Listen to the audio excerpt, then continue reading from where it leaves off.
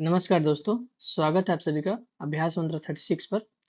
छत्तीसगढ़ शिक्षक भर्ती को समर्पित हमारे इस फ्री बैच की यह 12वीं क्लास है। दोस्तों, पिछली क्लास में हमने ईएल थॉर्नडाइक के प्रयास एवं त्रुटि सिद्धांत को बहुत ही बारीकी से समझा था। हमने वहाँ देखा था कि अभ्यास और बार-बार की हुई गलतियों से हम कैसे सीखते हैं। लेकिन आज हम पढ़ने वाले हैं प्रतिस्थापनता का सिद्धांत, जो कि एडविन रे गुथ्री ने दिया था। और इनका मानना था कि बार-बार प्रयास करने से नहीं सीख सकते हम, बल्कि हम इसे एक झटके में सीख सकते हैं, या फिर स्टिमुलस से और रिस्पॉन्स में जितनी नज़दीकियाँ रहेंगी, हम उतना जल्दी सीख पाएँगे। तो चलिए, बिना देर करते हुए आप सभी अपना कॉपी पेन उठा लीजिए और शुरू करते हैं आज की शानदार क्लास को। देखिए दोस्तों, पहले स्लाइड्स पे हमने नाम देखा प्रतिस्थापनता का सिद्धांत, जो कि इस सिद्धांत का मुख्य नाम है।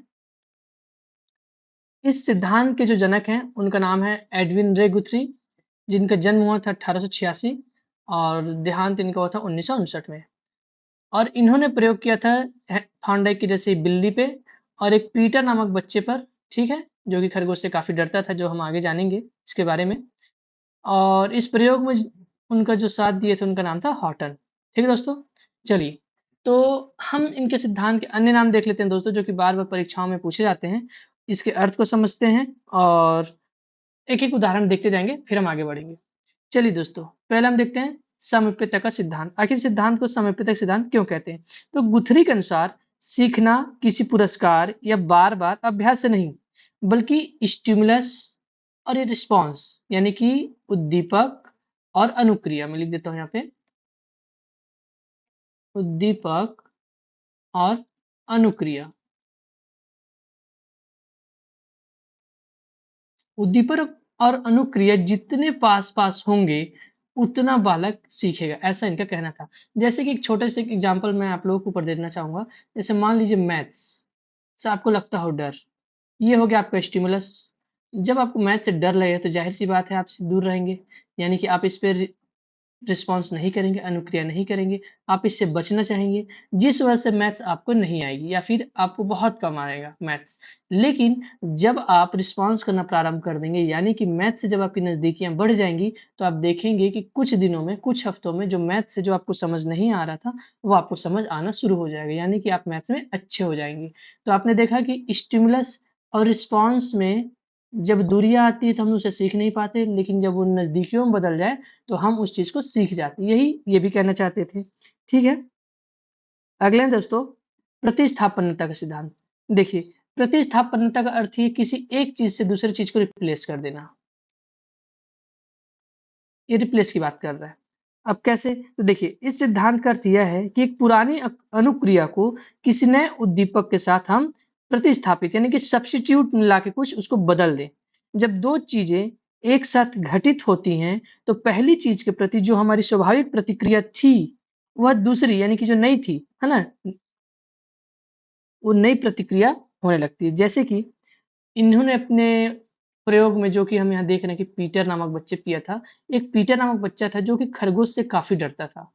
वो क्या करते हैं कि जब सब कोई डाइनिंग टेबल पे बैठ के भोजन करते रहते हैं, तो यहाँ पे पीटर बैठे हुए हैं, तो वो खरगोश को लाते हैं और अचानक से उसके गोद पे खरगोश को रख देते हैं, जिससे कि जो पीटर है, वो डर जाता है।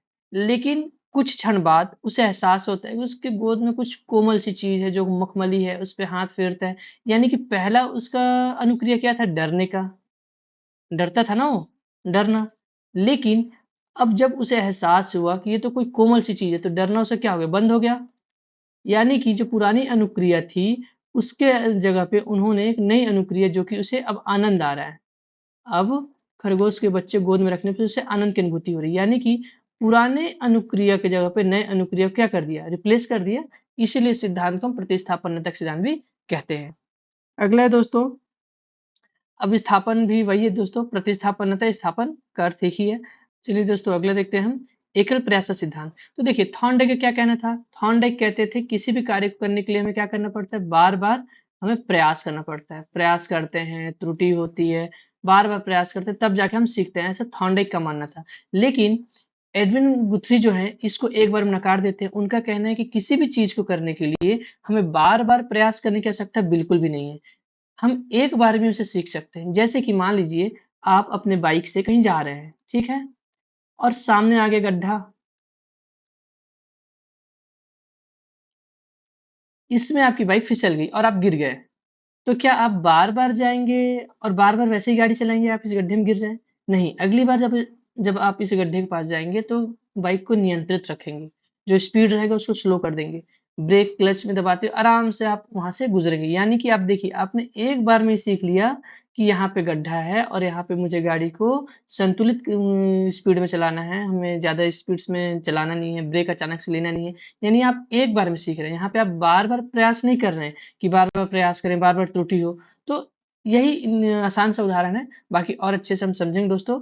इनके सिद्धांत में यही कहना है कि किसी भी चीज़ को करने के लिए हम एक बार में उस चीज़ को सीख सकते हैं, हमें बार-बार प्रयास करने की आवश्यकता नहीं है। और इसी का उपनाम है दोस्तों इकहरा, एकल यानी कि इकहरा। सामीप्यवाद, जो कि हमने सबसे पहले सामीप्यता को जो समझा था वही है सामीप्यवाद। वन ट्रायल थ्योरी, एक एकल प्रयास सिद्धांत, उसी का इंग्लिश वर्ज़न दोस्तों। सब्स्टिट्यूशन थ्योरी यानी कि प्रतिस्थापनता, जो कि यहाँ पे सब्स्टिट्यूट ढूँढ लेता है, पुरानी अनुक्रिया की जगह नए अनुक्रिया को क्या करता है, रिप्लेस कर देता है। ठीक है? स्थापन भी वही है। चलिए अगले स्लाइड में बढ़ते हैं दोस्तों। देखिए, अब हम इनके प्रयोग को समझते हैं।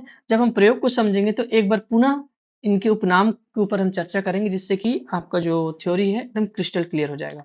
तो देखिए, इनका प्रयोग नंबर 1 है, जिसमें इस प्रयोग में हॉर्टन ने इनका साथ दिया था।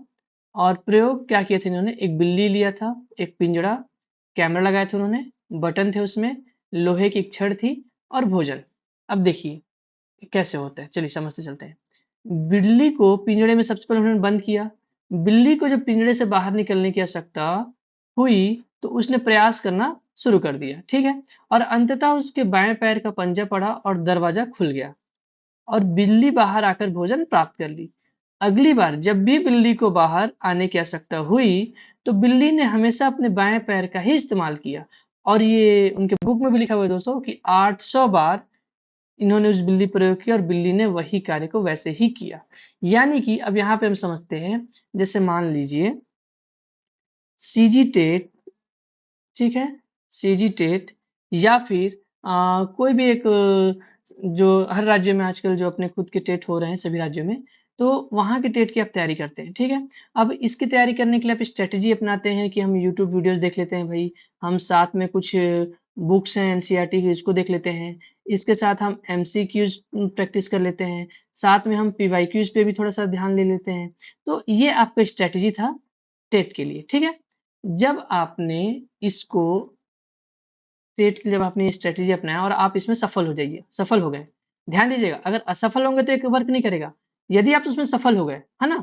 आप इस स्ट्रैटेजी से सफल हो गए, तो जब भी अब आगे आपके सामने क्या आएगा दोस्तों? जॉब आएगा, टीचिंग वैकेंसी आएगी, तो आप उसी स्ट्रैटेजी को जॉब के लिए भी अपनाएँगे। यानी कि किसी समस्या को दूसरे भाषा में और समझिए ताकि और अच्छे से समझ आए। किसी भी समस्या के समाधान के लिए जब हम भाँति-भाँति के अपने कोशिश करते हैं कि हम उसमें सफल हो जाएँ, तो जिस भी प्रकार से आप उसमें सफलता प्राप्त करते हैं, है ना? सफलता मान लीजिए आप इसको सफल होने के लिए 5 प्रकार का आप कुछ नया-नया तरीका अपनाएँ कि इस समस्या का मैं समाधान कर दूँ। आप इसके तीसरे जो नियम था उसमें आपने सफलता प्राप्त कर ली। तो आगे आपकी लाइफ़ में जो भी समस्या आएगी, है ना? जो भी समस्या आएगी, ये तीसरे नंबर के जो नियम था, आप उसी नियम से ही इस समस्या को हल करने का प्रयास करेंगे। यानी कि एक बार में हम जिस समस्या को जिस समस्या का समाधान करने में सफल हो जाते हैं, हम उसी नियम को ही अपनाते हैं अगली समस्या के समाधान करने के लिए। ठीक है दोस्तों? चलिए यहाँ पे मैंने लिखा हुआ भी है, चलिए इसको देख लेते हैं। समझाने के लिए मैंने आप लोग को थोड़ा उदाहरण दिए। जिस अंग या विधि से हम कार्य प्रारंभ करते हैं, ध्यान दीजिएगा, और उसमें सफलता प्राप्त हो जाए। अगर सफलता प्राप्त नहीं होगी तो नियम वर्क नहीं करेगा। इसका सबसे पहला जो शर्त है वो है कि उसमें सफलता प्राप्त हो जाए। तो उसी माध्यम का हम प्रयोग बार-बार करते हैं। आप कहीं बहस कर रहे हैं और आपने देखा कि आप ज़ोर से बोलने लगे तो आप वहाँ पे बहस जीत गए। तो जब भी आप अपने जीवन में कहीं बहस करेंगे तो आपको तो याद है कि हम ज़ोर से बात कर रहे थे, हम वहाँ पे बहस जीत गए थे, सामने वाला चुप हो गया था। तो आप उसी तरीके का वहाँ भी प्रयोग करेंगे, ठीक है? अर्थात जिस प्रयास से सफलता प्राप्त हो जाए, उसी माध्यम का प्रयास हम बार-बार कहते हैं। ठीक है दोस्तों? चलिए, इसीलिए हम इसे क्या कहते हैं? अब यहाँ पे ध्यान दीजिए, इसीलिए हम इसे एकल प्रयास का सिद्धांत या इकहरा प्रयास का सिद्धांत, वन ट्रायल थ्योरी हम कहते हैं। ठीक है दोस्तों? अब आपको समझ आ गया होगा इन 3 का नाम। बाकी जो बचे हैं उसको अगले स्लाइड्स में और समझते हैं। देखिए, इनका जो दूसरा प्रयोग था, वो था खरगोश और पीटर नामक बच्चे पे इन्होंने किया था। देखिए, पीटर जो था, वो खरगोश से बहुत डरता था। यानी खरगोश को देख लेना, तो वो रातों खाना-वाना सब चीज़ छोड़ देगा। खरगोश को देख लेता था, तो खाना भी नहीं खाता था, है ना? एक बार क्या हुआ, पीटर जब भोजन करने पहुँचा, डाइनिंग टेबल पे सब बैठे हुए थे, तो अचानक से गुथरी आते हैं और पीटर के गोद में खरगोश को क्या करते हैं, रख देते हैं। पीटर ने देखा कि वह कितना मुलायम है और पीटर का डर क्या हो गया, समाप्त हो गया। अर्थात किसी भी वस्तु के समीप अनुक्रिया जब हम करते हैं, अगर वो मान लीजिए खरगोश को रखा ही नहीं रहता गोद में, तो क्या कभी जीवन भर उससे डरना छोड़ पाता वो? नहीं छोड़ पाता। यानी कि जब वो विषय वस्तु के समीप उसने अनुक्रिया किया, तो वो सीख गया ना कि भई खरगोश से डरने वाली कोई बात ही नहीं है, ये तो बहुत ही प्यारा जानवर है। तो चलिए हम इसके उपनाम में आते हैं, इस प्रयोग के माध्यम से ही। देखिए, खरगोश और पीटर का नज़दीकियाँ बढ़ी, समीप्यता का सिद्धांत, समीप पे आया, जैसे ही पास में आया, उसका डर समाप्त हो गया। प्रतिस्थापनता, जब वो नज़दीक आया, तो पूर्व का जो अनुक्रिया था, खरगोश को देख के डरने वाला, वो आनंद में क्या हुआ? सब्स्टिट्यूट में बदल गया। स्थापन, इसका भी वही अर्थ है दोस्तों, है ना? प्रतिस्थापन का ट्रांसफर हो गया एक अनुक्रिया से दूसरे अनुक्रिया में। सामीप्यवाद, भाई खरगोश से पीटर की जो नज़दीकियाँ हैं वो बढ़ी, समीप आया वो और जब समीप आया तो सीख गया कि भाई खरगोश से मुझे डरना नहीं चाहिए, तो बहुत ही प्यारा जीव है। सब्स्टिट्यूशन यानी कि सब्स्टिट्यूट, यहाँ भी हमने देखा था प्रतिस्थापनता, उसका अर्थ ही है सब्स्टिट्यूशन यानी कि उसके डर का जो था, जो अनुक्रिया था डरने वाला, उसका सब्स्टिट्यूट क्या मिल गया? खुशी का, आनंद का कि अब वो खरगोश को देख के डर नहीं रहा है, बल्कि उसे आनंद की अनुभूति हो रही है, वो उसके साथ खेल रहा है, मज़े ले रहा है। ठीक है?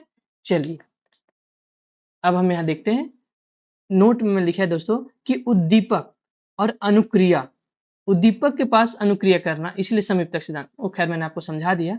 और एक बार एक लाइन में यहाँ बोलना चाहूँगा दोस्तों, जैसे कि मान लीजिए हम पढ़ रहे हैं सीडीपी, ठीक है?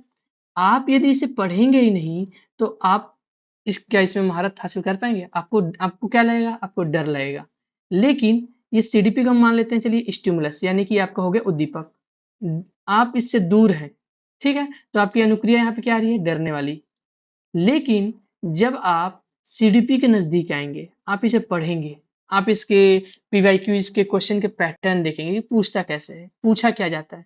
जब आप इसके नज़दीक आएँगे तो समीप्यवाद दिखा, यानी कि आपका जो आर है वो एस के नज़दीक आया, आपकी अनुक्रिया उद्दीपक के नज़दीक आई। तो जब आपका अनुक्रिया उद्दीपक के नज़दीक आएगी तो आप स्वतः अधिगम कर लेंगे, आप स्वतः सीख जाएँगे। ठीक है दोस्तों? चलिए, और जब आप नज़दीक आएँगे और जब आप सीख जाएँगे तो डर के स्थान पे क्या होगा? अब आपको इसमें मज़ा आएगा, आनंद आएगा, है ना? यानी कि आपने डर से किसको रिप्लेस कर दिया? मज़ा को कर दिया, ठीक है? और इसी पैटर्न को मान लीजिए आपको मैथ्स में भी डर लगता हो, तो आपने तो अब सीख लिया है कि सीडीपी को कैसे पढ़ना है, तो आप मैथ्स के लिए भी क्या काम करेंगे कि आप मैथ्स के लिए भी एमसीक्यूज़ लगाएँगे, है ना? आप इसको भी गहराई से समझने की कोशिश करेंगे, यानी कि आप सीडीपी में जिस नियम से सफल हुए थे, आप इसी नियम का प्रयोग यहाँ भी कर रहे हैं। तो समझ पाए दोस्तों आप सारे उपनामों का कि इनके सिद्धांत कैसे उपनाम क्यों हैं, ठीक है? चलिए दोस्तों आगे बढ़ते हैं। अगर वीडियो अच्छा लग रहा हो तो प्लीज़ लाइक और कमेंट कर दीजिएगा। चलिए, अब ये गुथ्री क्या कहते हैं थोड़ा इनके बारे में समझ लेते हैं, इनके शब्दों में। ये कहते हैं कि उद्दीपक यानी कि उत्तेजक तथा अनुक्रिया यदि एक बार ही माफ़ करिएगा, यदि एक बार भी एक साथ घटित हो जाते हैं, तो भविष्य में जब भी वह उद्दीपक प्रस्तुत किया जाता है, तो वही अनुक्रिया होती है, ठीक है? जैसे कि मान लीजिए, उसी उदाहरण को लिख चलते हैं हम, ताकि कोई कन्फ्यूजन या कोई डाउट की बात ना रहे। देखिए, जो बच्चा था जिसका नाम था पीटर, ठीक है? ये इसका क्या था? यहाँ लिख देता हूँ खरगोश, ठीक है?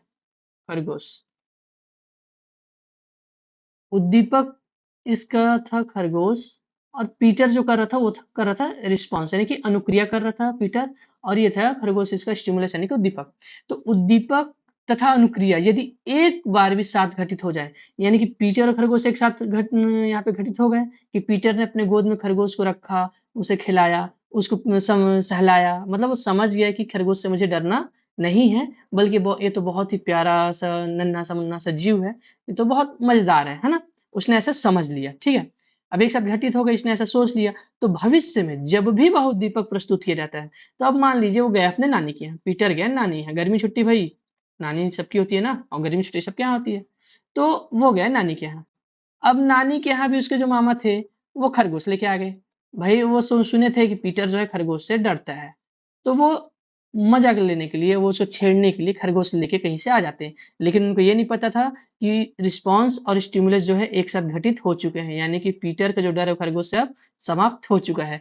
तो वो फिर से वही उद्दीपक यानी कि खरगोश लेके आते हैं, तो वही अनुक्रिया होती है, यानी कि अब वो फिर से डरेगा नहीं, बल्कि उसे उसके साथ आनंद आएगा, खेलने लगेगा वो, ठीक है? गुथरी न माना, चलिए अब देखते हैं यहाँ पे हम। गुथरी न माना कि अधिगम से संबंध के लिए उद्दीपन तथा अनुक्रिया का समीपता अनिवार्य होता है। अब एक बात बताइए, यदि पीटर जो है, पीटर भैया जो हैं, अगर ये खरगोश को कभी गोद में लिए ही नहीं होते, तो क्या इनका डर कभी समाप्त होता? क्या कभी ये अधिगम कर पाते कि खरगोश जो है काफ़ी प्यारा जीव है? यानी ज़ाहिर-सी बात है कि जो दीपक है, उसके साथ अनुक्रिया का समीपता क्या है? अनिवार्य है, तभी जाके हम सीखेंगे। आपका जो सिलेबस है, आप जब उसके समीप जाएँगे, जब किताबों को खोलेंगे आप, उसको पढ़ेंगे, तभी आपका डर जाएगा दोस्तों। आप 10 मिनट की वीडियोज़, 10 मिनट में पूरा निचोड़, ये सब देखेंगे ना, तो ठीक है, अभी आपको आनंद आनंद ज़रूर आएगा। लेकिन जब एग्ज़ाम हॉल में आप बैठेंगे, जब डीप क्वेश्चन आएँगे दोस्तों, तो आपको यही 1 घंटे का वीडियो ही साथ दे सकता है। 10-15 मिनट की वीडियोज़ आपको साथ नहीं दे सकती, क्योंकि वहाँ ट्रिक नहीं चलेगा, वहाँ पे आपके समझ का परीक्षा होगा, ठीक है? चलिए, वह काम को सीख लेगा जिससे सफलता प्राप्त होती है। यानी कि हमने क्या उदाहरण देखा था कि आप जो है टेट के लिए जो स्ट्रैटेजी आप अपनाते हैं, है ना? तो आगे जो भी वैकेंसीज़ या जॉब या जो भी समस्या आपके सामने आएगी एग्ज़ामिनेशन के रिलेटेड, तो आप इसी तरीके को मान लीजिए, आप इसमें फिर से मैं बोलना चाहूँगा, आपने 5 तरीकों को इसमें अपनाया, मतलब ट्राई किया था 5 तरीके से, कि मैं केवल यूट्यूब से पढ़ लूँ क्या? मैं केवल बुक से पढ़ लूँ कि केवल ऐसे, मतलब आपने इतने सारे तरीके अपनाए थे, ट्राई किए थे। जिसमें से एक जो तरीका था, मान लीजिए इस बार का मैं बोल देता हूँ चौथे नंबर का। चौथे नंबर का जो तरीका था वो आपका सक्सेस हो गया, जिसकी वजह से आप टेट क्वालीफाई हो गए। तो आप जॉब के लिए भी चौथे नंबर वाले को ही आप ट्राई करेंगे। आप पहला, दूसरा, तीसरा और 5वें को नहीं अपनाएँगे, आप चौथे वाले को ही ट्राई करेंगे। यानी कि आप वही काम को सीखेंगे जिसमें सफलता प्राप्त होगी, बाकी सबको छोड़ देंगे, ठीक है? अब ध्यान देने वाली बात ये है दोस्तों, कि जो एडविन गुथरी हैं, वो अधिगम में पुनर्बलन के महत्व को स्वीकार नहीं करते हैं। ये नोट कर लीजिएगा, एक बहुत ज़्यादा ज़रूरी है कि अधिगम में पुनर्बलन के महत्व को ये स्वीकार नहीं करते, जो कि थॉर्नडाइक करते हैं, स्किनर करते हैं, स्किनर तो खैर बहुत मानते हैं, है ना? लेकिन गुथरी जो है, पुनर्बलन के महत्व स्वीकार नहीं करते। चलिए दोस्तों, अब इनके सिद्धांत में कुछ और भी बातें हैं जो जानने योग्य हैं। वो है हमारी कि इन्होंने गुथरी के द्वारा बुरी आदत यानी अवांछित जो छोड़ने योग्य है ना, तो वैसी आदतों को छोड़ने के लिए इन्होंने 3 विधियाँ बताई। कौन-कौन सी विधियाँ थी भई ये? तो पहली थी सीमा विधि, है ना? 1 सेकंड से कलर बदल लो दोस्तों। पहली थी सीमा यानी देहली या दहलीज, जैसा कि आपको नाम से ही पता चल रहा होगा। चलिए हम आगे समझते हैं इसको। दूसरा है थकान विधि, है ना? किसी को इतना ही थका दो कि वो बुरा काम करना ही छोड़ दे, है ना? चलिए आगे समझते हैं, मैंने लिखा हुआ है इसको काफ़ी डीप में। तीसरा है असंगत अनुक्रिया विधि या प्रतिस्थापन यानी सब्स्टिट्यूट। समझ पा रहे हैं आप? जो सब्स्टिट्यूट हमने वहाँ पे देखा था, वही सब्स्टिट्यूट की बात हो रही है यहाँ पे। चलिए आगे बढ़ते हैं। चलिए पहले हम नियम की बात करते हैं, जो है सीमा यानी कि दहलीज विधि। तो भाई इस विधि में क्या कहा है इन्होंने? चलिए समझते हैं। तो ये कहते हैं, इस विधि में अवांछित आदत को पैदा करने वाले जो भी उद्दीपन होते हैं या स्टिमुलस होते हैं, है ना? उनको बहुत ही कम तीव्रता पर प्रस्तुत किया जाता है, ताकि वह आदत वाली प्रतिक्रिया उत्पन्न ना करे। जैसे कि मान लीजिए, देखिए दोस्तों, मेरा उद्देश्य केवल उदाहरण देना है जिससे कि आप समझ पाएँ। इसे कोई भी पर्सनली नहीं लेगा। मान लीजिए कोई व्यक्ति है जो बहुत ज़्यादा क्या करता है, गुटखा खाता है। आप उसे कहेंगे कि भाई गुटखा बहुत बुरी चीज़ है, इसे मत खाया कर, तो क्या वो बंद कर देगा? नहीं करेगा। तो आप अगर ये भी बोलेंगे कि इससे बहुत बीमारियाँ होती हैं और मान लीजिए वो छोड़ भी दिया, तो कितना दिन तक छोड़ेगा? 1 दिन, 2 दिन, 3 दिन, लेकिन अधिक से अधिक 1 हफ्ता, 2 हफ्ता फिर से खाना प्रारंभ कर देगा। तो ये कहते हैं कि अगर कोई बुरी चीज़ है और उसे आपको छोड़ना है, तो आप उसे कैसे छोड़ेंगे? उसका तरीका देखिए। तो देखिए, इसको ऐसे छोड़ना है कि जैसे एक व्यक्ति अगर दिन में 4 पैकेट खाता है गुटखा, ठीक है? हालाँकि अच्छी बात नहीं है, बहुत बुरी बात है ये, 4 पैकेट खाता है, तो आप एक काम करिए कि 3 पैकेट खाए वो, है ना? और चौथे पैकेट के स्थान पे जब चौथा पैकेट का समय आए या बारी आए तो उसके जगह पे उसको सौंफ खिला दीजिए या फिर कोई चॉकलेट खिला दीजिए या च्युइंगम या बूमर इस टाइप का कुछ भी आप उसे खिला दीजिए। यानी उसे पता भी नहीं चलेगा उस व्यक्ति को, है ना? उसका जो दिमाग है उसे पता भी नहीं चलेगा कि कैसे उसने एक पैकेट जो गुटखा कम खाया। यानी कि धीरे-धीरे जो उसकी बुरी आदतें हैं वो कम होती जाएँगी। कुछ दिनों बाद आप 3 पैकेट की जगह उसको केवल 2 ही पैकेट दीजिए। उसके स्थान पे आप उसको 2 पैकेट सौंफ दे दीजिए। उसके 2-4 दिन बाद आप उसे केवल 1 ही पैकेट गुटखा दीजिए। अगले दिन म मतलब 3 पैकेट सौंफ हो जाएगा। उसके 2-4 दिन बाद आप देखेंगे कि ये जो गुटखे की जो आदत है, जो लत है, वो पूर्णतः क्या है, छूट जाती है। ठीक है? तो यही ये कहना भी चाहते हैं। चलिए अब इनके शब्दों में इसको हम समझते हैं। धीरे-धीरे उद्दीपन की तीव्रता बढ़ाई जाती है, लेकिन इतनी धीरे कि आदत फिर से ना उभरे। समझ पाया? यानी कि इसका जो ट्रिक है उसको समझिए कि इतना धीरे बदलाव करो कि मन को पता ही ना चले। सबसे बड़ा दुश्मन हमारा कौन होता है दोस्तों? हमारा मन। और हमें जीतना किसको है? अपने मन को। अगर आप पढ़ने के लिए 4 घंटा नहीं बैठ पाते हैं, तो प्रारंभ में आप केवल 10 मिनट बैठिए। 1-2 दिन बाद आप उसे 10 से 20 कर दीजिए। 2-4 दिन बाद 20 से 40 कर दीजिए। 1 आध हफ्ता बाद 40 से इसे 1 घंटा कर दीजिए। उसके 2 हफ्ता बाद इसे आप 2 घंटा कर दीजिए। यानी कि इतना धीरे-धीरे आप जब बदलाव आप करेंगे तो आपके मन को पता ही नहीं चलेगा और आप देखेंगे कि आप 1.5 से 2 महीने में आप 4 घंटे तक बिना ऊबे आप अध्ययन कर पाएँगे। इतनी क्षमता आपके अंदर आ जाएगी। है ना? अब दूसरे उदाहरण समझते हैं दोस्तों इसको। देखिए, जैसे यदि किसी को लोगों के सामने बोलने से डर लगता है ना? तो पहले वो सिर्फ़ 2 दोस्तों के सामने बोले, है ना? फिर वो 5 लोगों के सामने बोले, फिर वो एक छोटी मीटिंग में बोले, फिर धीरे-धीरे संख्या बढ़ा दीजिए, उसका जो डर है, वो दहलीज के नीचे रखते हुए खत्म किया जाता है। समझ पाए? यानी कि इसको इतना धीरे-धीरे करिए कि उसके मन को पता ही मत चले कि आप दहलीज को क्रॉस कर रहे हैं, है ना? उसके जो बॉर्डर है, जो सीमा है, उसके अंदर रखते हुए ही बुरे चीज़ों को आप समाप्त कर दीजिए, ठीक है? देखिए, यदि कोई बच्चा पढ़ाई में ध्यान नहीं लगाता है, जो कि बुरी आदत है, तो आप शुरुआत में उसे केवल 5 से 10 मिनट तक स्थिर बैठने को कहें, पढ़ने के लिए ना कहें, केवल स्थिर बैठो। फिर धीरे-धीरे समय बढ़ाएँ, तो आप देखेंगे कि आने वाले समय में वो बच्चा जो है, बैठ के पढ़ने का आदी हो जाएगा। उसको अच्छी आदत ये लग जाएगी और बुरी आदत जो है कि वो पढ़ाई में ध्यान नहीं लगाता है, वो उसकी छूट जाएगी। ठीक है दोस्तों, आगे बढ़ते हैं। दूसरी विधि है थकान विधि।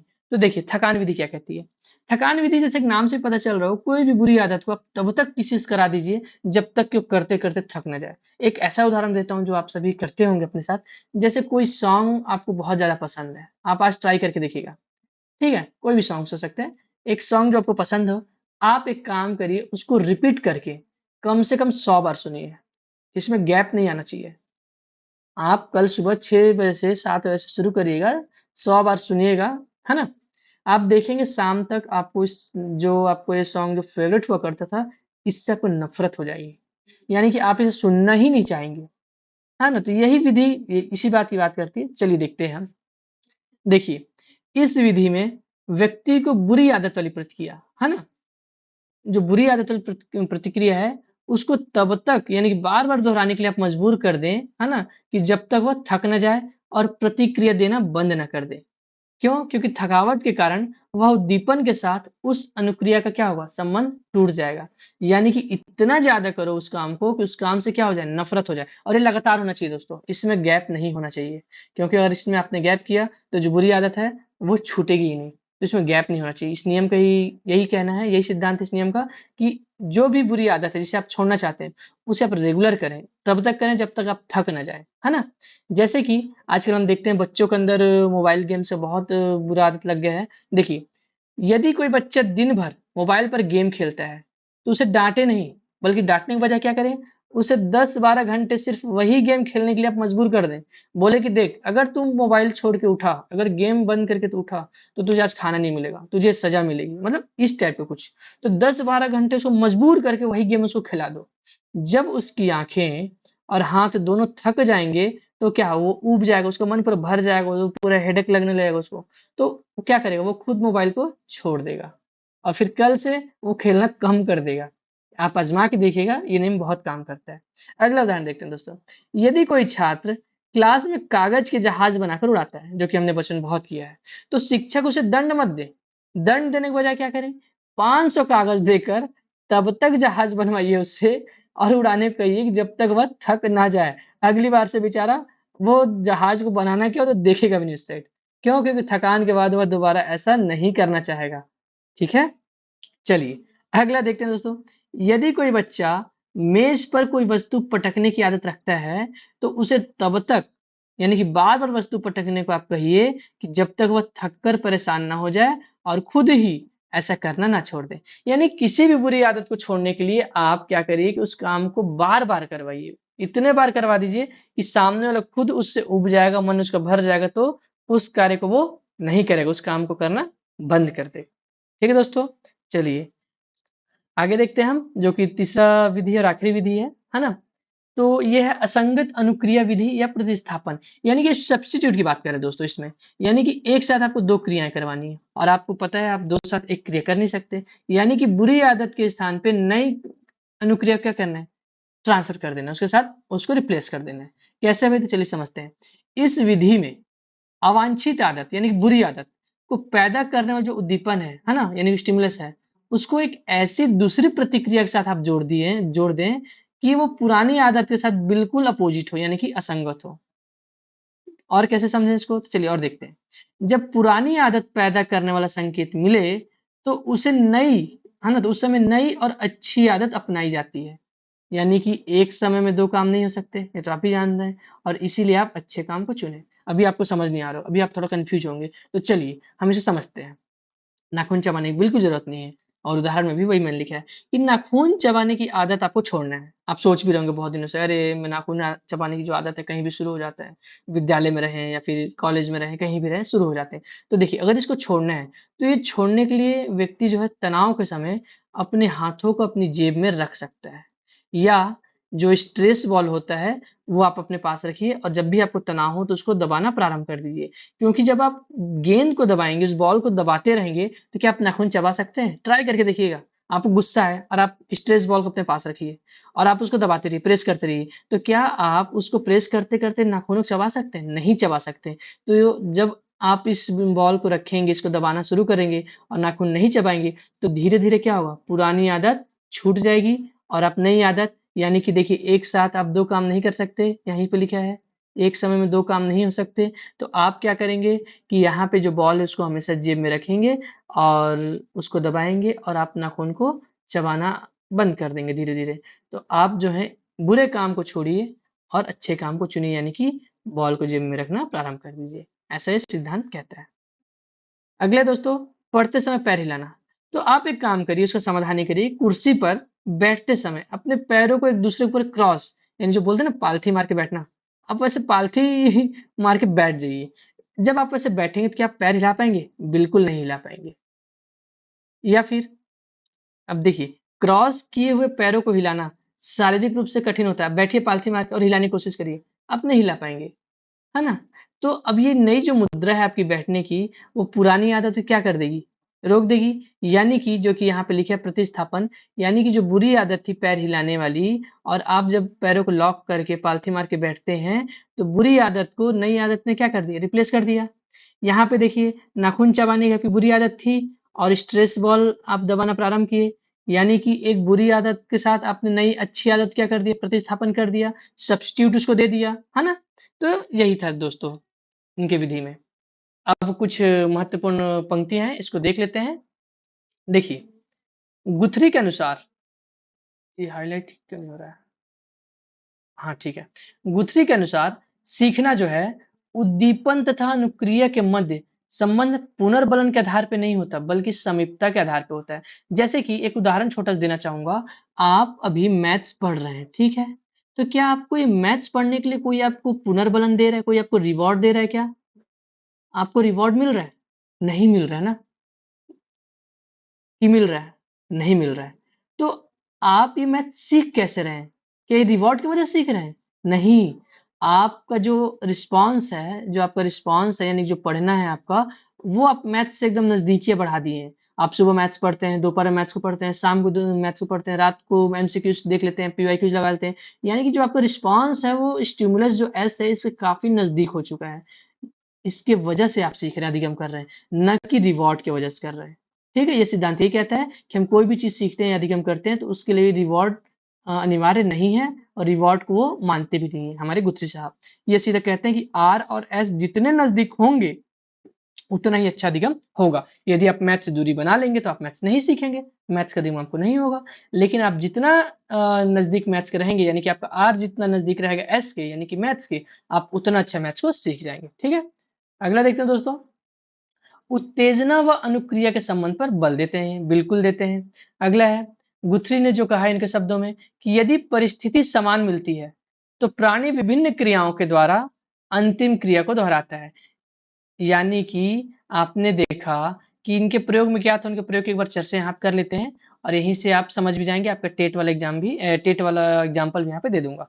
देखिए यहाँ पे जो कैट थी, जिस कैट को पिंजड़े में बंद रखे थे वो, तो यहाँ पे इस बिल्ली ने जब इसको खोलने का प्रयास किया, तो मान लीजिए 50वीं बार में, ठीक है? 50वीं बार में उसके लेफ्ट पैर से ये जो मान लीजिए लीवर या बटन जो कुछ भी हो वो दबा और इसका जो गेट था बिल्ली का पिंजड़े का वो खुल गया। ठीक है? तो अब बिल्ली को जितने बार भी आप इस पिंजड़े में बंद रखेंगे, वो लेफ्ट पैर से ही खोलेगी इसको, ना कि राइट से। यही कहना चाहते हैं कि आप यदि किसी भी समस्या को हल कर रहे हैं और आप समस्या को मान लीजिए आपने ए विधि से अगर उसे आपने समाधान कर लिया, तो आपकी लाइफ में जितनी भी समस्या आएँगी, आप उसको ए विधि से ही हल करेंगे। आप उसके लिए दूसरी विधि का खोज नहीं करेंगे। फिर वही उदाहरण पुराना दे देता हूँ टेट वाला कि आप यदि टेट जो है जिस स्ट्रैटेजी से आप उसमें क्वालिफाइड हुए थे, जब आपके सामने वैकेंसी भी आएगी ना, तो आप उसमें भी बिल्कुल वही स्ट्रैटेजी को ही अपनाएँगे जॉब के लिए, जो आपने टेट के लिए अपनाया था। लेकिन शर्त ये है कि आप उसमें सफल होने चाहिए। यानी कि जिस स्ट्रैटेजी से आप टेट में सफल हुए थे, उसी स्ट्रैटेजी को आप जॉब में अपनाएँगे, असफलता वालों को नहीं। ठीक है? बस इसे ध्यान रखिएगा। गुथरी कहते हैं कि सीखना एक प्रयास का परिणाम होता है, ना कि पुनर्बलन का, है ना? अब प्रयास ही नहीं करेंगे तो सीखेंगे कैसे? ज़ाहिर-सी बात है। तो आप प्रयास करिए, आप सीख जाएँगे, है ना? और बार-बार प्रयास की नहीं है, एक प्रयास की बात करते हैं कि यदि आपको मान लीजिए आपको किसी व्यक्ति ने बेवकूफ़ बना दिया, कोई बात बोला, बेवकूफ़ बना दिया। जैसे कि अब ये कि सरकार तत्कालीन सरकार भई कितनी भर्ती लाने वाली थी, तो कभी 55,000 तो कभी 33,000 चलिए मान लीजिए मैं 33,000 की बात कर लेता हूँ। 33,000 भर्ती लाने वाली थी, ठीक है? अभी कितनी भर्ती आ रही है, वो तो आप सभी को पता ही है। तो आप एक बार बेवकूफ़ बन सकते हैं ना, अभी 2-3 साल तो हो ही गया, 2 ढाई साल बाद फिर चुनाव होगा, तो क्या आप फिर से 33,000 का जुमला खेल सकते हैं हमारे साथ? बिल्कुल नहीं। आदमी एक बार बेवकूफ़ बन सकता है, बार-बार नहीं। तो ये कहते हैं कि आदमी जो सीखता है ना दोस्तों, वो एक बार में सीखता है। उसके लिए बार-बार प्रयास और गलती करने की आवश्यकता नहीं होती, ठीक है? और गुथरी जो थे, अब यहाँ पे ध्यान देने वाली बात है, ये स्किनर के खिलाफ थे क्योंकि स्किनर जो है पुनर्बलन के प्रबल समर्थक थे। तो ये स्किनर के खिलाफ हो गए, पुनर्बलन के खिलाफ हो गए, लेकिन ये पावलॉव और थॉर्नडाइक के समर्थक थे। मैं ये नहीं कह रहा हूँ कि थॉर्नडाइक के जो प्रयास एवं त्रुटि उसके पूर्णतः खिलाफ थे। ये केवल ये कहते हैं कि किसी भी चीज़ को सीखने के लिए बार-बार प्रयास करने की ज़रूरत नहीं है। आप एक बार के प्रयास में आप उसे सीख सकते हैं। केवल वो ये अलग कहे थे थॉर्नडाइक से। वो थॉर्नडाइक के विरोध में नहीं थे, है ना? पावलॉव के भी समर्थन में थे वो। लेकिन जो जानने वाली बात है, जो याद रखने वाली बात है क्योंकि यहाँ से क्वेश्चन बना हुआ है, ये जो गुथरी हैं वो स्किनर और पुनर्बलन के मतलब एकदम खिलाफ थे, इसके विरोधी थे वो, ठीक है? चलिए। अब देखते हैं दोस्तों ये आज की क्लास का लास्ट स्लाइड है। चलिए कि हम इनके सिद्धांत को अपने शैक्षणिक निहितार्थ में कैसे लिख सकते हैं, कि ये क्या क्या शैक्षिक महत्व रखता है हमारे लिए। तो देखिए, यह सिद्धांत सीखने के केवल एक प्रथम व सफल प्रयास पर बल देता है, जो कि अभी हम इतने देर से वही सुनते समझते आ रहे हैं कि हम किसी भी समस्या को जब हम अगर 4-5 बार ट्राई करते हैं और जिसमें सफल हो जाते हैं, तो हम उसी प्रयास पे क्या करते हैं, बल देते हैं। यानी कि आगे वाली आने वाली समस्या पे भी हम उसी तरीके का क्या करते हैं, आज़माइश करते हैं, उसी को हम प्रयोग करते हैं। अतः सीखने की परिस्थितियों को इस प्रकार नियोजित करना चाहिए कि उद्दीपक व अनुक्रिया के मध्य शीघ्र संबंध बन सके। यानी कि अगर आपको मैथ्स पढ़ना है, मैथ्स में यदि आपको बहुत ज़्यादा नंबर लाने हैं या सीडीपी में जो भी सब्जेक्ट में आपको डर लगता है, यदि आपको उसमें महारत हासिल करनी है, तो आप उसके बुक को खोल के बैठ जाइए, ठीक? और उसमें क्या करिए, आप उसमें प्रैक्टिस शुरू कर दीजिए। ठीक है? तो ये बुक आपका हो जाएगा स्टिमुलस और प्रैक्टिस हो जाएगा रिस्पॉन्स। तो इस बुक से आपकी प्रैक्टिस से जितनी नज़दीकियाँ बढ़ेंगी नहीं, पास आओ सुने ना आपने? ऐड आते रहता है। तो जितना आप एस और आर को पास में लाएँगे, आपका उतना अधिक क्या है, अधिगम होता जाएगा, आप सीखते जाएंगे। जितना जल्दी आप एस और आर यानी कि बुक और आपके प्रैक्टिस में संबंध स्थापित करेंगे, आप उतना जल्दी उस चीज को सीखेंगे। ठीक है दोस्तों, चलिए। गुथरी का सिद्धांत जो है निपुणता के अर्जन में अभ्यास के महत्व को स्वीकार नहीं करता है। भाई बार बार आप धोखा नहीं खा सकते। आप एक बार धोखा खाएंगे, अगली बार के लिए आप सतर्क हो जाएंगे, सावधान हो जाएंगे, यानी कि आप वहां निपुण हो जाएंगे। और उस निपुणता को हासिल करने के लिए आप अर्जन करने के लिए आपको बार बार अभ्यास, यानी बार बार कहीं धोखा खाने की जरूरत नहीं है। आप एक बार धोखा खा गए ना, तो अगली बार आप धोखा नहीं खाएंगे। ठीक है, यही कहते हैं अपने सिद्धांत में। अगला देखते हैं दोस्तों, ये कहते हैं विस्मरण यानी भूलना व विलोपन पुनर्बलन के अभाव से नहीं, बल्कि व्यवधान की वजह से होता है। अतः अधिगम परिस्थिति को इस प्रकार से तैयार किया जाए कि व्यवधान ना हो। जैसे कि मान लीजिए, ये जो कहते हैं उसको मैं थोड़ा सा समझा देता हूँ यहाँ पे। कि ये कहते हैं जो आप भूलते हैं या किसी चीज से आप छूट जाता है आपको, तो आपको पुनर्बल यानी कि रिवॉर्ड की वजह से नहीं होता कि आपको रिवॉर्ड नहीं मिल रहा है तो आप मैथ्स बनाना भूल गए, या सीडीपी का जो सिद्धांत है उसको आप भूल गए, बल्कि व्यवधान। क्यों? क्योंकि भाई आप जब तक मैथ्स या सीडीपी में लगातार थे तब तक आपको बहुत अच्छा चल रहा था। अब अचानक से आपका जीएस शुरू हुआ, ठीक है, इसके बाद हिंदी शुरू हुआ, है ना, इसके बाद आपका मान लीजिए इंग्लिश शुरू हो गया, एग्जाम्पल ले रहे हैं। तो अब क्या है कि आप इन तीनों विषयों में उलझ चुके हैं। ठीक है, आप इन तीनों को सुबह से शाम तक, आप मान लीजिए 1 माह हो गया, आप 1 माह से आप इसे ही कंप्लीट करने में लगे हैं, जो कि आप जानते हैं जीएस कितना बड़ा सिलेबस होता है। तो आप इन तीनों सब्जेक्ट में लगे हुए हैं। तो अब क्या हो गया है, आपके मैथ्स जो पढ़ रहे थे, जो प्रैक्टिस कर रहे थे, सीडीपी पे जो आप प्रैक्टिस कर रहे थे, वो क्या हो गया? व्यवधान आ गया है। व्यवधान आया ना भाई, तो व्यवधान की वजह से हुआ है। अतः अधिगम परिस्थिति को इस प्रकार से आप तैयार करें कि व्यवधान ना हो। यानी कि आप जीएस, हिंदी, इंग्लिश जो भी सब्जेक्ट पढ़ना है पढ़िए, लेकिन जो भी सब्जेक्ट आपके कंप्लीट हुए हैं सिलेबस में, जैसे मान लीजिए 2 सब्जेक्ट लेके चलते हैं, मैथ्स और सीडीपी, तो आप इसको डेली कम से कम 20 से 30 क्या करिए, एमसीक्यूज लगाइए। आप डेली एमसीक्यूज लगाते रहेंगे 20 से 30, तो आप इसे भूल नहीं पाएंगे। इसमें आपका विलोपन या विस्मरण नहीं होगा, है ना। इसमें रिवॉर्ड वॉर्ड जैसा कुछ भी नहीं होता, ऐसा गुथरी का मानना है। और गुथरी जी का और क्या है लास्ट में देखते हैं भाई। तो गुथरी के द्वारा कथित जो विधियां हैं वो बुरी आदतों की रोकथाम में लाभदायक हैं, जो कि बिल्कुल है। ठीक है, आई होप दोस्तों आज का वीडियो आप लोगों को पसंद आया होगा। यदि वीडियो पसंद आया हो आप सभी को, तो प्लीज़ लाइक कर दें और हमारे चैनल को सब्सक्राइब कर दें। चैनल में आपको बेल आइकन दिख रहा होगा, उसको दबा दीजिए, ताकि हम वीडियोज़ ला रहे हैं दोस्तों। आपका जो क्लासेस है वो काफ़ी रेगुलर चल रही है। अगर कुछ भी त्रुटि हो रही हो हमसे, या कुछ भी आपको सजेशन देना हो, तो आप प्लीज़ कमेंट करके बताइए। मिलते हैं आपसे नए टॉपिक के साथ अगली वीडियो में। थैंक यू दोस्तों, जय हिंद।